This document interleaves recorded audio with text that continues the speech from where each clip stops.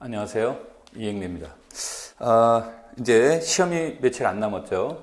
이제 시험에 앞서서 여러분들이 그 답안지는 어떻게 이제 작성하는 것이 이제 효율적인지, 그 다음에 이제 좀 더 시험 문제를 볼 때 어떤 순서에 맞춰서 문제를 해결해야 되는지, 그 다음 즉 시간 분배는 또 어떻게 해야 되는지 좀 더 구체적으로 넘어가서 우리가 기입형, 서술형, 논술형의 답안지는 어떻게 작성해야 되는지 이런 것들에 대해서 간략하게 얘기를 하고, 여러분들이 이런 것을 토대로 시험을 보실 때 여러분들의 실력을 100% 발휘할 수 있도록 하였으면 좋겠다라는 취지에서 이 수업을 진행하게 되었습니다. 자, 먼저 이제 그 시험지를 보시면요, 이제 여기에서 간단하게 보면 일반적으로 이제 B형의 모형입니다만 시험지는 이렇게 나오게 되어 있습니다. 그럼 시험지가 나오게 되면 시험 그 수험생에 대한 유의 사항이 나오게 되고요. 그 다음에 여기 부분을 좀 클로즈해서 보시면 요 맨 밑에 면에 수학 전공 B 총 7면 중 1면 이런 식의 문제가 나와 있습니다. 그러면 이 말은 이 시험지가 총 7개의 면으로 이루어졌다는 것을 뜻하는 겁니다. 그래서 여러분들이 시험지를 받아보시게 되면 총 몇 문제인지를 반드시 몇 개 면으로 이루어졌는지를 확인해 보시고요. 그 다음에 시험을 보시자마자 문제를 바로 풀어보시지 말고요. 이 7면을 갖다가 찬찬히 한번 읽어보시면서 5분 정도의 시간을 투자해 보라는 얘기입니다. 즉, 이 5면 정도를 이제 7면 정도를 하시는 입장에서 이렇게 문제 한 면 있구나, 1번 있네, 2번 있네, 3번 있네, 이와 같은 형태로 읽어보시지 말고요. 이 문제를 2번의 문제는 어떤 문제가 나와 있고 3번의 문제는 어떤 문제가 되어 있고 4번은 어떻고 5번은 어떻고 하는 것들을 간략하게 여러분들이 스캔해 보시라는 얘기예요. 그러면 이제 그 스캔하는 과정 중에서 어떤 형태들이 나올 수 있을 거냐면, 여러분들이 나는 1번 문제를 잘 풀 수 있다. 그러면 여러분들이 거기에다가 내가 어떤 문제를 먼저 풀어봐야 될 것이 효율적인지, 어떤 문제가 먼저 자신 있는지, 이런 것들을 번호 문제 안에 하나하나 다시 제 번호를 여러분들 마음 순서대로 내가 어떤 거를 먼저 풀 건지를 순서를 정해두는 것이 좋습니다. 특히 첫 번째 처음 다뤄야 될 문제에서는 복잡한 계산 문제는 다루지 않는 게 좋습니다. 그래서 우리가 보통 문제를 다루자마자 시험장 안에 들어가면 굉장히 긴장감도 고취되어 있고, 그 다음에 우리가 어떤 이성적 판단을 하는 것도 또 간단치 않고요. 또 계산량도 많아지고 그러게 되면 그 안에서 실수할 염려가 많습니다. 근데 이제 실수를 해서 그 한 문제를 틀린 것도 데미지가 있지만, 통상적으로 복잡한 문제가 계산이 잘 안 되게 되면 그것이 다른 문제를 푸는데도 많은 영향을 미치게 됩니다. 그래서 그 시험 자체를 망칠 수 있는 이러한 요인이 되기 때문에 여러분이 첫 번째 문제만큼은 복잡한 계산보다는 개념 문제에다가 초점을 두는 것이 좋습니다. 그 다음에 이제 두 번째로, 복잡한 문제를 다루실 때는 마음이 급해서 빨리 풀고 다음 단계로 넘어가야 되지 않은, 다음 문제로 넘어가야지 하는 이와 같은 그 조급증이 발생될 수 있는데, 그 복잡한 문제일수록 차분하게 단계별로 한 단계 한 단계 푸는 것이 여러분에게 훨씬 더 효율적입니다. 그래서 그와 같은 전체적인 내용 안에서 내가 어떤 문제를 잘 풀 수 있는지를 보시면 되겠고요. 두 번째로는 이 문제를 봤는데 지금 당장은 아닌데 풀 수는 있을 것 같은데 어떡하지? 이런 문제들이 나온다면 그런 문제는 문제 번호에 세모를 먼저 쳐놓으십시오. 그래서 여러분들이 어느 정도 문제를 풀면서 긴장감도 완화가 되게 되면 그 문제를 해결하는 방안이 만들어질 수 있습니다. 그래서 그런 것에 맞춰서 여러분들이 문제를 풀어보시는 게 좋고요. 그 다음에 세 번째로는 문제가 잘 해결되지 않을 것 같다, 어렵다라고 하는 것들도 그것들을 나름대로의 번호를 여러분들이 매겨놔서 그 중에서 어떤 문제를 풀 것인가를 고민하는 게 좋습니다.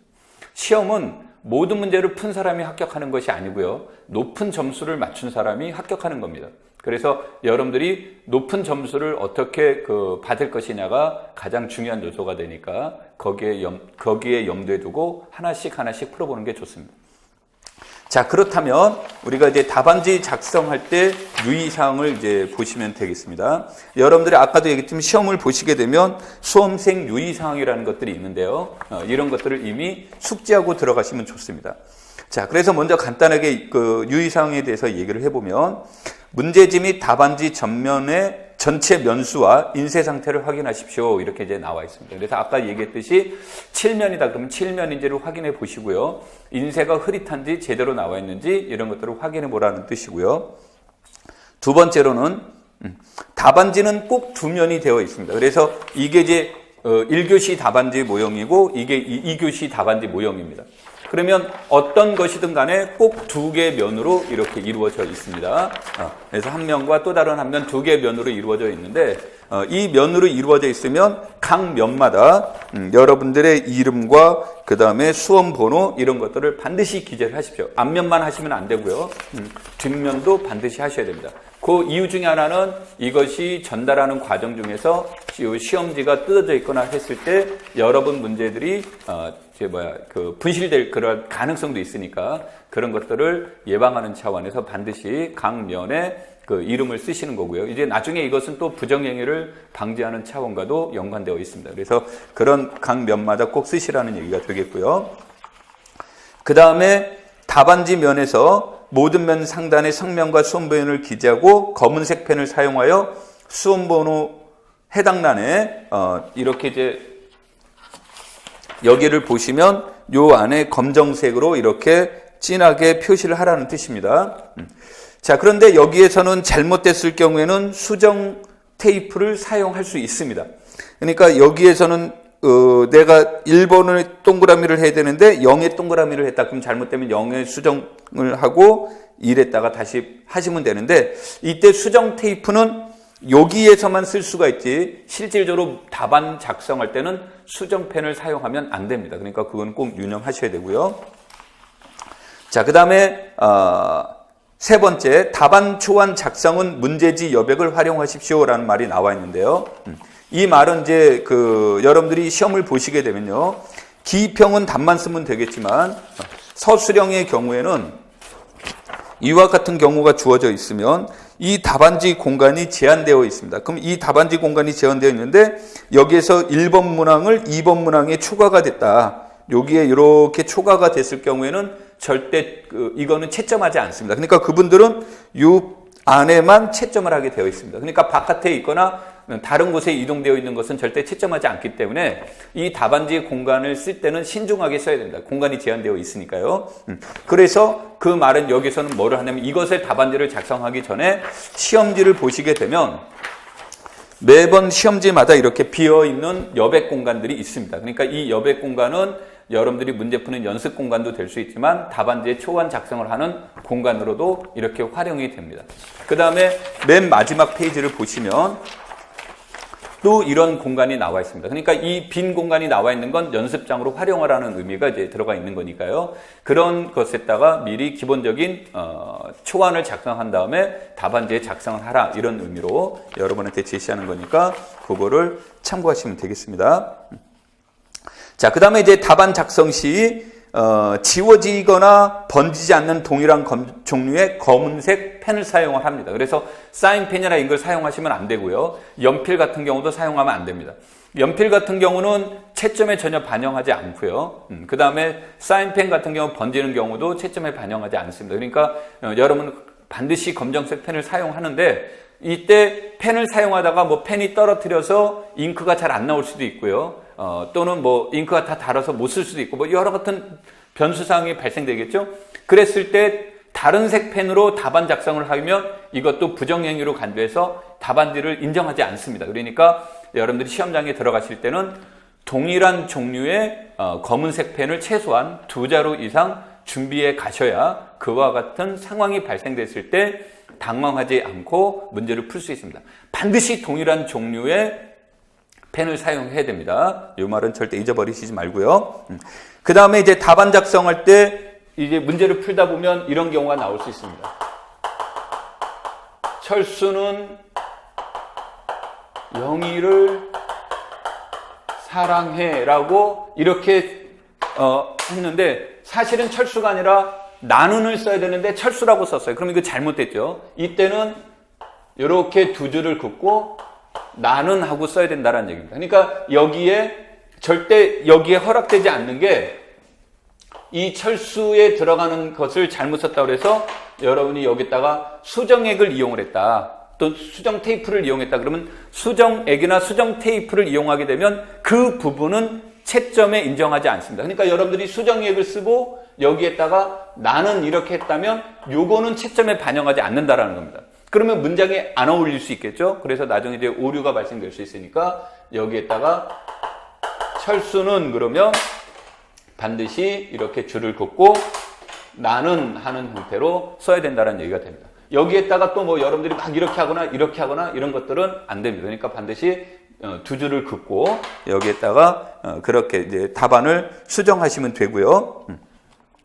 그 다음에 이제 문제를 풀다 보면 따라서 x는 7이다라는 답이 나왔다라고 가정을 할 때 혹시 채점하는 사람이 못 읽을까봐 이 부분에다 이렇게 밑줄 긋는 경우가 있는데 이런 것도 허락하지 않습니다. 그러니까 절대 이런 것들은 작성하시지 말고요. 밑줄이라든지 강조하는 표현을 사용하지 마십시오.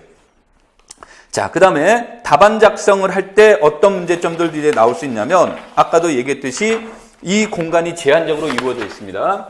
이 공간이 제한적으로 이렇게 이루어져 있을 때 여러분들이 여기다가 선을 이렇게 긋는 것 활동도 허락이 되고요. 그 다음에 이렇게 선을 그어서 글을 더 쓸 수도 있습니다.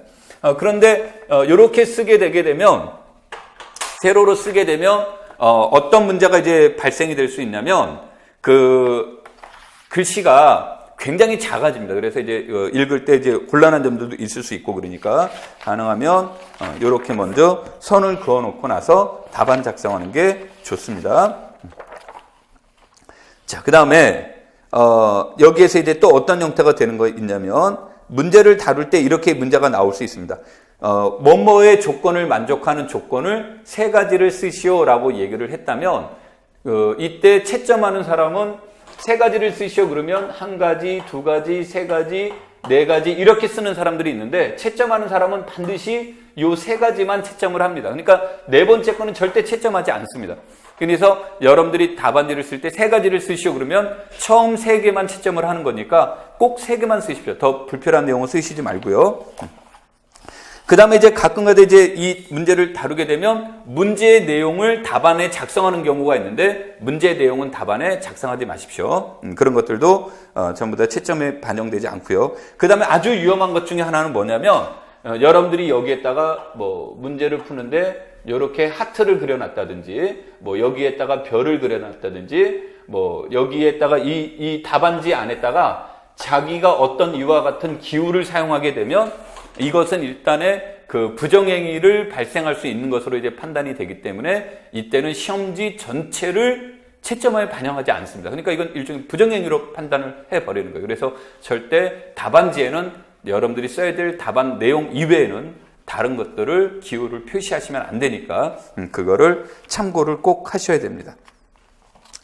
자, 그 다음에 이제 두 번째 내용으로 답안 작성에 대한 작성법에 대한 유의사항에 대해서 얘기를 했고요. 그 다음에 두 번째로 기입형, 서술형, 논술형에 대해서 얘기를 해보도록 하겠습니다. 이게 이제 기입형의 모델이 되는데 기입형은 문제가 나오게 되면 요 안에 답만 작성하시면 됩니다. 그러니까 이 기입형에다가 막 설명, 해설 쓰고 그런 경우가 있는데 여기서는 답만 채점을 하는 거기 때문에 여러분들이 풀이 과정은 여기에 의미가 없습니다. 풀이 과정이 맞건 틀리건 의미가 없고 답만 채점을 하는 겁니다. 그러니까 여러분들이 여기에다는 답만 작성하시면 되는데 문제는 이제 서술형과 논술형의 문제가 되겠죠.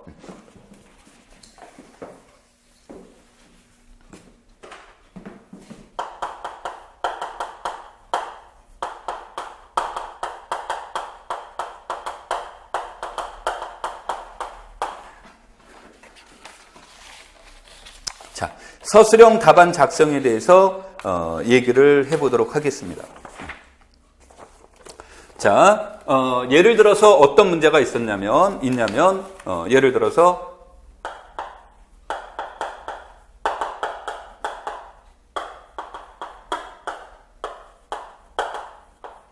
R이 단위원을 갖는 불환이라고 하고, 그 다음에 F를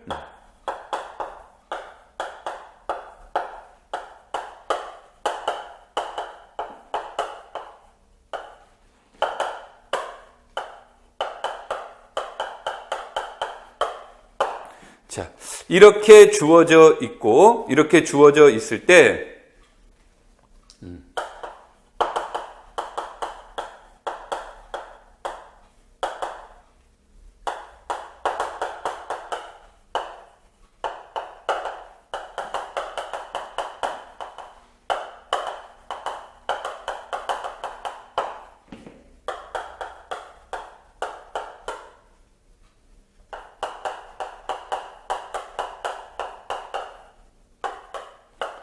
자, 문제가 R이 단위원을 갖는 불환이고 F가 체일 때, 얘는 이제 체입니다. F가 체이고, 이때 R이 정역이고 파이가 준동형 사상일 때 이것의 값을 구하시오. 이런 말들이 이제 물어봤습니다.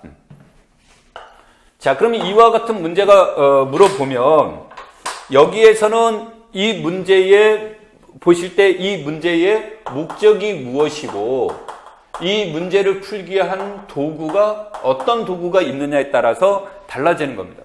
그러면 문제의 목적에 관련된 내용들은 자세한 채점이 이루어지는 거고요. 도구는 자세하게 활용되지는 않습니다. 그러니까 문제는 뭐가 되냐면 그 주어진 공간의 답안지를 얼마만큼 작성할 것이냐, 이 공간이 좁은데 어떻게 할 것이냐, 모든 걸 다 풀어서 돼야 되느냐, 이런 문제가 이제 발생될 수 있는 겁니다. 그러면 문제에서는 답안 작성에서는 목적은 반드시 자세하게 설명을 하는 거고요. 도구는 간략하게 표현하고 넘어가면 되는 겁니다. 자, 그렇다면 이 문제에서 이런 문제가 주어져 있을 때 이 문제의 출제위원회에서 얘기된 것은 얘를 물어봤지만 얘를 물어보는 게 목적은 아니라는 겁니다. 이것의 값은 목적이 아니라 이것은 어떤 목적을 달성하기 위한 마지막에 형식을 물어본 거고요.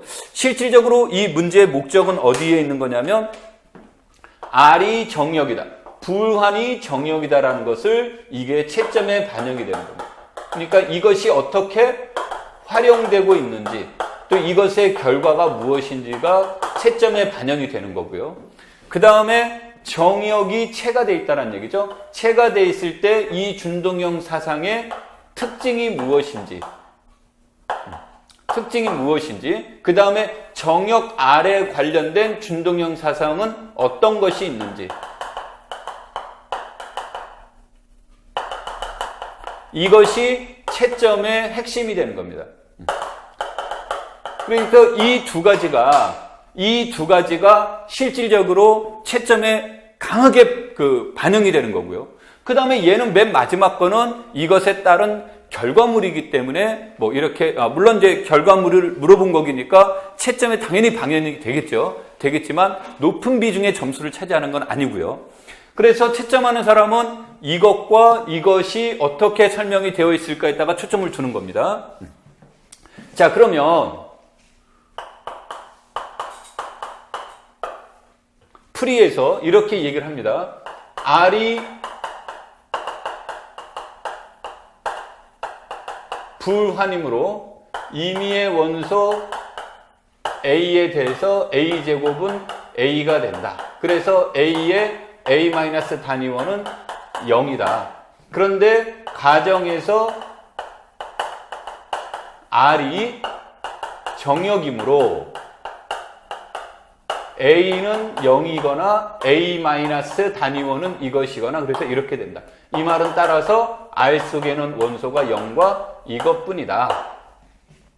자, 이런 풀이를 이제 얘기를 해줬다요. 그러면은 이때 이 과정에 대한 내용들이 문제에서 물어봤다면 불환일 때 R이 정역이면 R은 무엇입니까? 라고 물어봤다면 이 풀이들이 당연히 들어가야 되는 것이 맞는 겁니다. 근데 이 문제 안에서는 이것이 R을 구하라는 것이 아니라 R이 어떤 모양을 지니고 있습니까? 문제가 주어지기 때문에 이 문제를 이렇게 표현해도 되지만 여기서 꼭 들어가야 되는 것은 R이 불환이고 정역이므로 영인자가 존재하지 않는다. 따라서 R은 0단위원 뿐이다. 이렇게만 쓰더라도 채점에 전혀 불이익을 받지 않는다는 겁니다. 그래서 여기에서는 이것이 R이 어떻게 생겼느냐에다가 초점을 둔 것이지 이 과정을 일일이 답안지에 작성할 필요는 없다는 거예요.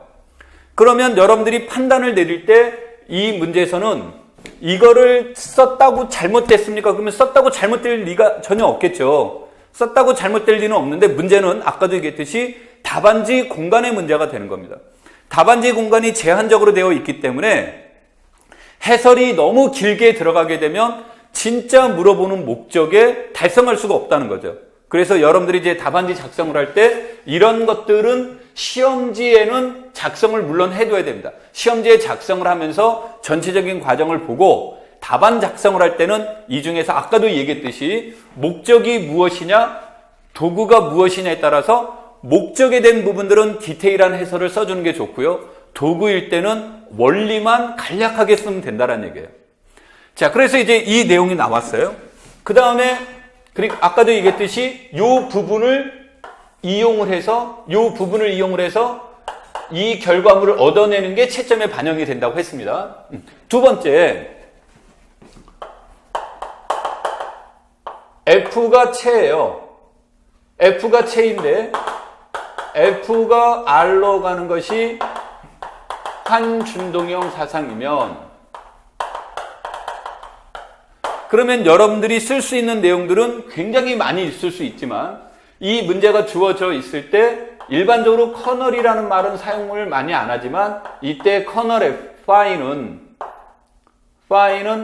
0 또는 F다예요.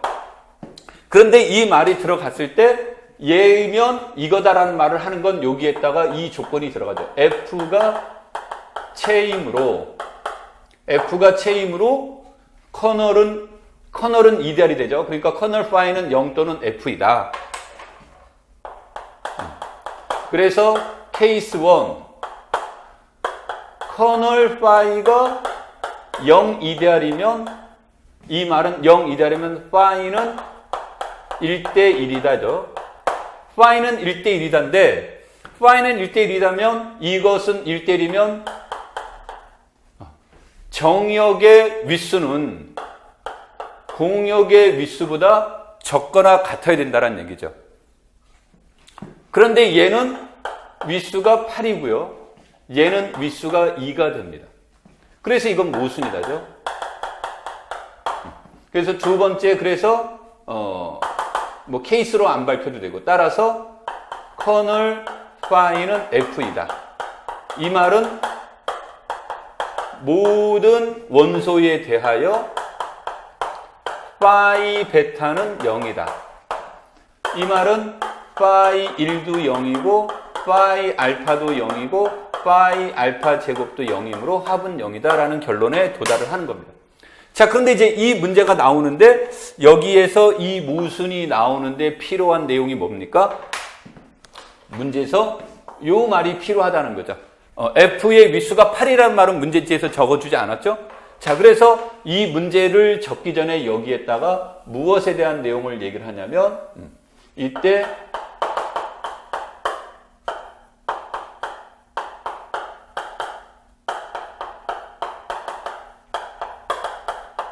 이런 말들을 작성을 해준 겁니다. 그러니까 여기에서 윗수가 8이라는 말이 나오는데 그냥 뜬금없이 F의 윗수는 8이므로 말하는 말보다 얘가 8이 되는 이유를 간략하게 쓰라는 얘기죠. 그렇다고 해서 여기에다가 이 문제에서 000, 100, 010, 011, 그 다음에 001, 이런 것들, 그 다음에 100, 뭐, 111, 110, 뭐, 이런 8가지를 일일이 나열할 필요는 없다라는 거죠. 그래서 여러분들이 문제를 다루실 때 무엇이 되는 거냐면, 이거는 도구예요. 도구이기 때문에, 이런 문제들은 답안지에 일일이 그 과정을 쓸 필요는 없이 이와 같은 원리를 간단하게 써주면 된다는 얘기죠. 그래서 이 채점하는 분은 이 부분 채점할 거고요. 이 부분 간략 채점할 거고요. 그 다음에 얘가 요거일 수밖에 없는 이유. 그러니까 이 부분들은 상세하게 채점이 이루어질 겁니다. 그래서 이런 게 1점, 1점, 1점, 1점 이렇게도 나올 수 있고요. 이것을 그냥 총칭해서 2점의 문제로 봐서 1점, 2점, 1점의 문제로도 채점할 수가 있는 겁니다. 그래서 4점짜리 문제가 나오게 되는데 답안지 작성을 할 때 그래서 내가 이 풀이 과정을 다 쓰는 것보다는 요 내용이 먼저 들어가고 그 다음에 요 내용이 들어가고 요 내용이 들어가고 마지막에 답이 들어가는 겁니다. 이 네 가지 형태들을 여러분들이 채점에 반영하는 겁니다. 그래서 서술형 답안지를 쓸 때 무조건 문제를 풀었다라는 형식보다는요, 여러분들이 어떻게 풀이 과정을 쓰면서 써 나가야 될까? 이때 풀이 과정에선 꼭 들어가야 될 내용과 들어가면 안 되는 게 무엇인가? 이런 것들을 살펴봐야 되는데 답안지에 꼭 작성하기 전에 먼저 보셔야 될 게 있어요. 그게 뭐냐면 문제지 안에서 나와 있는 내용 하나하나를 수학에서 나와 있는 조건 하나하나는 힌트이자 반드시 사용해야 될 조건인 거예요. 그런데 여러분들이 그 조건들 중에서 내가 무엇인가 조건을 하나를 이용하지 않았다. 그렇다면 그 풀이는 잘못했을 뿐만이 아니고요. 여러분들은 결과는 좋은 점수를 받을 수가 없습니다.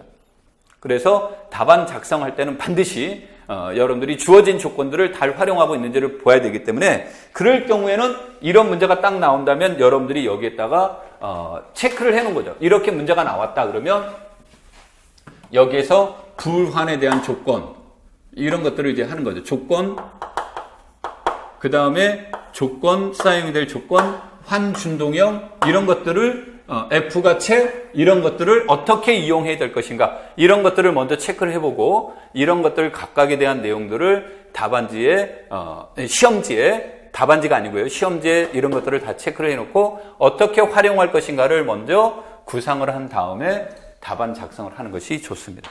그래서 이런 연습들을 꼭 해보시는 게 좋고요. 자, 그 다음에 이제 그 논술형에 대해서 이제 간략하게 얘기를 합니다. 논술형을 이제 보시게 되면 항상 이제 맨 마지막에 이런 말들이 나올 겁니다. 그래서 작성 방법이라는 말이 나오게 되는데 이 작성 방법에는 첫 번째 서론, 본론, 결론의 형식을 갖출 것 하고 나옵니다.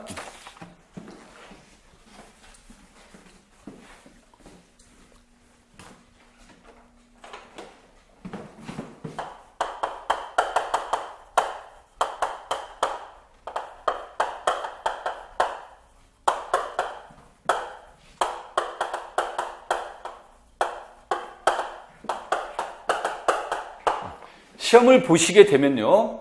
논술형은 10점 만점인데 정해져 있지는 않습니다. 그러니까 10점 만점은 정해져 있지만 이게 2점이다, 이게 3점이다, 이건 5점이다 이런 건 정해져 있지 않습니다. 그래 좀 변화가 될 수 있지만 일반적으로 이 형식이 가지고 있는 게 일반적으로 2점 정도가 아마 여기서 배당될 가능성이 높습니다.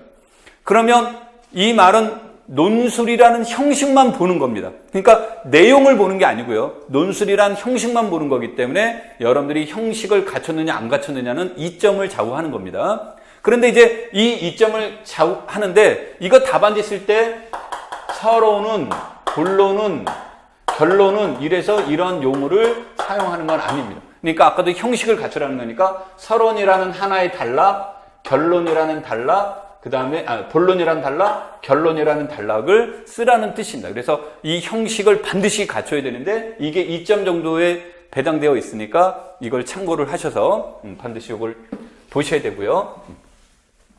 자, 그 다음에 두 번째로는 이 서론, 본론, 결론에 대한 내용은 제일 중요한 건 일관성을 유지를 시켜줘야 됩니다. 그래서 여러분들이 이 그 답안지를 작성을 할 때 일관된 내용으로 흘러가야 되지 서론 내용과 본론 내용과 결론 내용이 전혀 연결, 매치가 되어 있지 않으면 좋은 결과가 나오지 않습니다. 그래서 답안지의 결과는 항상 서론, 본론, 결론이 일관성 있게 가시는 게 좋은데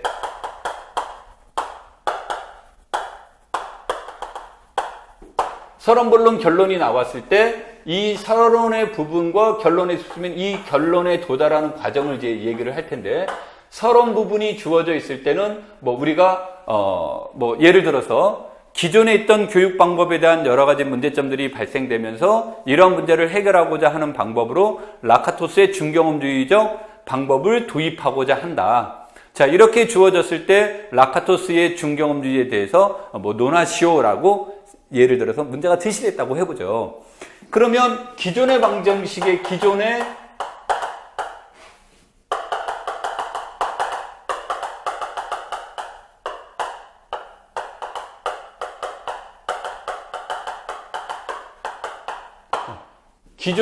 학습 방법에 대한 장점과 단점을 여러분들이 여기에다가 기술하는 게 좋습니다. 여기서 장점 부분도 있지만 우리가 이제 주로 비판하려고 하는 건 뭐가 되겠습니까? 이 단점에 대한 문제가 비판이 되겠죠. 그래서 이 기존에 있던 형태들의 장점들은 무엇이 됩니까?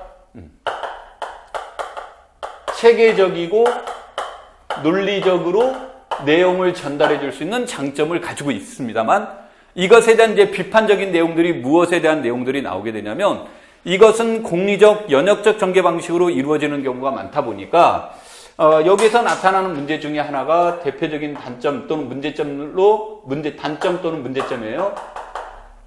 여기에서 제시되는 것이 하나가 학습 내용 중에 발견의 과정이 생략돼서 나타나는 것이고 그러다 보니까 이런 거로 인해서 우리가 말하는 극단적인 방법 중에 하나가 형식적 고착화가 이루어질 수 있더라. 이런 문제가 이제 나오겠죠? 그 다음에 두 번째로는 논리적이고 연역적이고 체계적으로 이게 전개되다 보니까 나타나는 이제 또 다른 가장 큰 문제들 중에 하나는 뭐가 되겠습니까?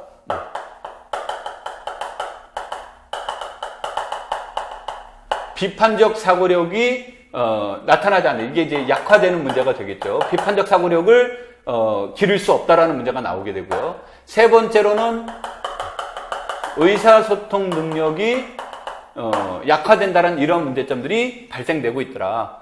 그래서 우리는 이러한 문제들을 해결하기 위한 내용으로 라카토스의 중경험주의에 대해서 이제 여기에서 논의해보자. 그러면서 여기에서 라카토스에 관련된 라카토스의 중경험주의에 대한 내용들을 여기다 써줘야 되고요. 결론 부분에서는 어떤 형태들이 나와야 되냐면 기존에 있었던 이런 것들의 장점이 있었지만 이러한 문제점들이 제시됐다는 내용들과 일관되게 쓰면서 본론에서 제시했던 내용을 기초로 해서 그래서 우리가 라카토스의 중경험주의를 하면 우리가 기존에 가지고 있었던 이와 같은 세 가지 문제점들을 해결하고 발견의 과정 그 다음 비판적 사고력을 기르고 의사소통을 늘면서 수학에 대한 흥미 또는 수학에 대한 동기 유발 이런 것들을 길러줄 수 있는 장점들을 가지고 있더라. 이런 형태로 논의하는 것이 좋습니다. 특히 이거를 쓸 때는 이럴 수 있을 것 같다.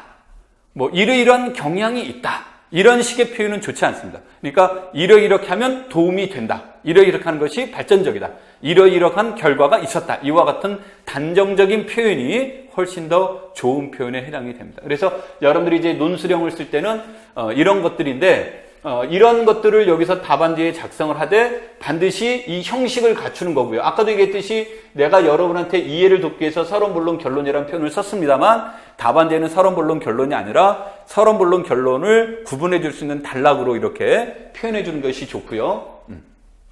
그 다음에 이 내용에서 아까도 얘기했듯이 이 안에는 작성 방법 중에는 이제 어떤 형태가 나오냐면 무슨 내용은 반드시 집어넣어라 이런 문제들이 이제 나옵니다. 그러면 그 내용에 맞춰서 하는데 여러분들 중에 A를 반드시 집어넣으시오. B를 C를 넣으시오 그랬는데 A와 C는 알겠는데 B는 잘 모르겠다. 그러면 B의 내용은 거기다가 블랭크를 두거나 생략하고 넘어가시면 됩니다. 그럼 B에 관련된 부분은 물론 점수를 얻지 못하겠죠. 얻지는 못하겠지만 그와 같은 형태로 넘어가시고 반드시 형식을 갖추라는 얘기입니다. 그래서 여러분들이 답안지에 저런 것이 논수령에서 점수를 이제 얼마만큼 딸 수 있는 것인가가 가장 중요한 형태가 되고요. 그 다음에 마지막으로 시간에 대한 내용들을 간략하게 얘기를 해보면요. 시험 시간을 보면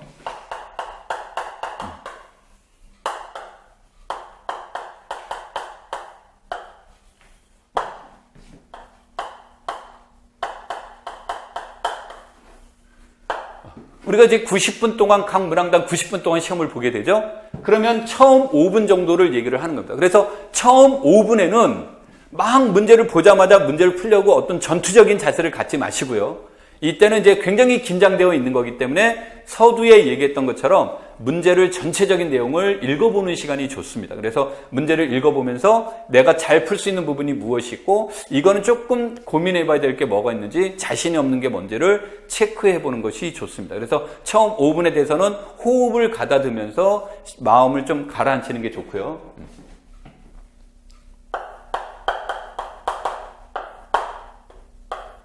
여러분들이 이제 60분 정도가 지나게 됐을 때는 반드시 여기 안에서는 답안 작성이 들어가야 됩니다. 답안 작성이 물론 이때마다 답안 작성을 하는 것도 하나의 방법이 될 수 있습니다만 60분이 넘어가면 반드시 답안 작성을 꼭 하셔야 됩니다. 특히 그 논수령 같은 경우다 그러면 논수령이 들어갔을 때는 이 논수령은 이때 꼭 답안 작성이 어느 정도 구성이 되어야 돼요. 그래서 이 답안 작성이 이루어져야 되는데 이 답안 작성을 하는데 꼭 어떤 문제들이 이제 적어되냐면 마지막 시간에 쫓겨서 답안지를 작성하는 경우가 있는데 그렇게 되면 여러분들이 옮기는 과정 중에서 오류를 범할 때가 되게 많습니다. 그래서 답안 작성은 60분 정도에 하시는 게 좋고요. 80분에서 85분이 지난 이후에 문제를 풀기 시작했다라고 가정을 해보죠. 그러니까 이전까지는 내가 무슨 문제인지 잘 몰랐는데 갑자기 뒤늦게 생각날 수 있겠죠? 그럼 이때는 여러분들이 시험지에 답안 일일이 풀이하는 과정을 쓴 다음에 답안지에 옮기는 것이 현실성이 없습니다. 그래서 이때는 답안지를 여기다가 이제 직접 답안지를 작성하는 게 좋은데요. 이거를 하다 보니까 어떤 문제점들이 많이 있었냐면 모르면 백지를 내는 경우가 많더라고요. 근데 백지는 내가 이제 뭐 조크로 눈물로 쓴 편지라고 이렇게 늘 얘기를 합니다만 눈물로 쓴 편지는 읽을 수가 없어요. 읽을 수가 없기 때문에 점수가 없죠. 그래서 항상 문제를 안다 모른다는 이분법으로 계산하면 큰일 납니다. 문제는 뭐냐면 아는 거는 다 맞춰야 되고요. 모르는 거는 그 안에서 찍든 뭐 하든 점수를 맞춰야 돼요. 1점이건 2점이건 맞춰줘야 된다는 얘기입니다. 그러면 1점이건 2점이건 맞추는 방법은 무엇이 있을까요? 그러면 간단한 게 우리가 나오는 게 뭐가 됩니까? 크게 3단계로 나눠본다면 문제 이해, 풀이 과정 이렇게 되는데 조금 더 디테일하게 하면 문제를 이해해서 여기를 풀이 과정으로 가기 위한 계획 수립 이런 것들이 이제 나올 수 있다면 여러분들이 이 과정에 대한 내용을 잘 모른다 하더라도 여기까지는 내가 자신 있다 그러면 여기까지는 반드시 답안지에 쓰셔야 됩니다. 여러분들의 생각을 반드시 답안지에 작성을 하시고 맞다 틀리다라는 것은 여러분들이 절대 속단하면 안 됩니다. 맞고 틀리고에 대한 결정은 채점하는 사람이 하는 것이지 여러분이 하는 게 아닙니다. 그러니까 그것을 염두에 두시고요. 답안지를 작성을 하면 될 겁니다. 여러분들이 올해는 좋은 결과가 있기를 간절히 바라면서 항상 마음속에서 나는 할 수 있다. 나는 된다. 이런 자신감을 가지고 남은 시간 공부하시면 좋습니다. 여러분의 합격을 진심으로 기원합니다. 감사합니다.